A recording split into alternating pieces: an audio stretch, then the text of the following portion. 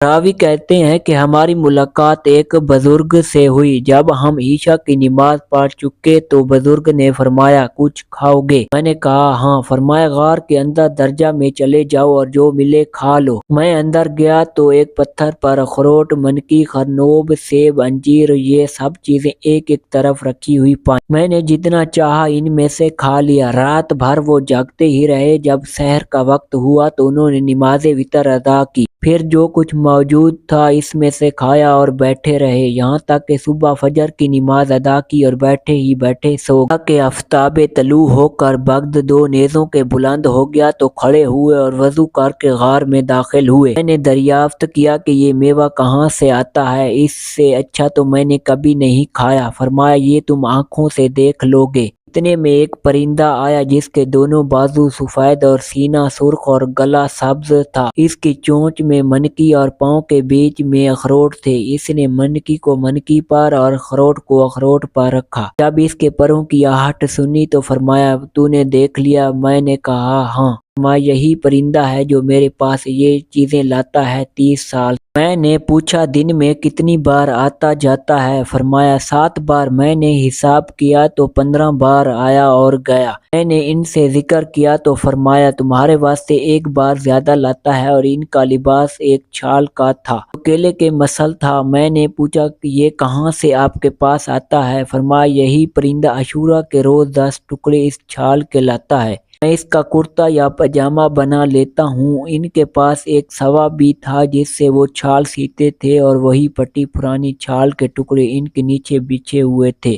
ان کے پاس ایک پتھر تھا جس میں پانی ڈال کر اس کا پانی بالوں پر ملایا جاتا تو بال اکھڑ جاتے۔ ایک دن میں ان کے پاس بیٹھا ہی تھا کہ 7 آدمی ان کے پاس آئے جن کی آنکھیں لابائی کی جانب بھری ہوئی تھی اور سرخ تھیں اور ان کا لباس ان کے بال ہی تھے۔ مجھ سے فارسی میں فرمایا ان سے نہ گھبراؤ، یہ مسلمان جن ہیں۔ ایک نے سورۃ طٰہٰ آپ کو سنائی اور دوسرے نے سورۃ الفرقان اور ایک نے سورۃ الرحمن کی کچھ آیتیں آپ سے سیکھیں، پھر وہ چلے گئے۔ میں نے انہیں بعض مرتبہ سجدوں میں یہ دعا پڑھتے سنا اور اس دعا کو آواز سے پڑھتے تھے۔ میں نے کہا آپ نے یہ دعا کس سے سیکھی؟ فرمایا مجھے اس کا الہام کیا گیا کہ رات میں یہ دعا پڑھ رہا تھا کہ میں نے ایک ہاتف کو کہتے ہوئے سنا جب تم یہ دعا مانگو تو آواز سے یہ دعا مقبول ہے۔ میں ان کے پاس 24 روز تک رہا، پھر مجھ سے فرمایا کہ اپنا قصہ بیان کر۔ تو میرے پاس یہاں کیوں کر پہنچا؟ میں نے قصہ بیان کیا۔ فرمایا اگر تیرا یہ قصہ پہلے معلوم ہوتا تو تجھے اپنے پاس اتنے دنوں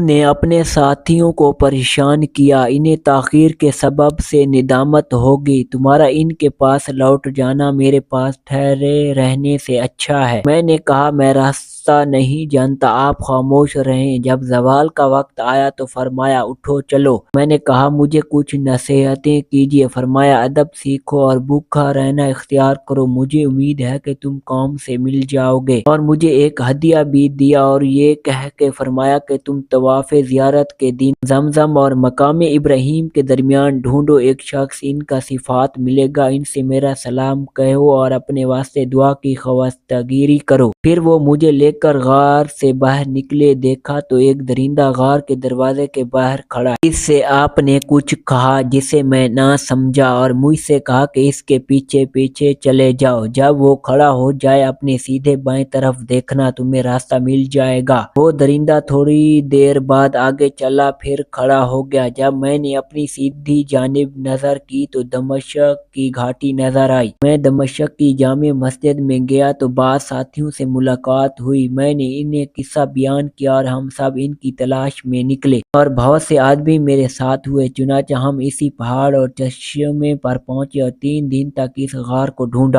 مگر اس کا پتہ نہ چلا۔ پھر انہوں نے کہا یہ چیز تم پر ظاہر ہو گئی اور ہم سے پوشیدہ کی گئی ہے۔ میں ہر سال حج کرتا تھا اور اس شخص کو جس کا اس بزرگ نے پتہ دیا تھا تلاش کرتا تھا، وہ مجھے نہ ملے حتیٰ کہ 8 برس گزر گئے۔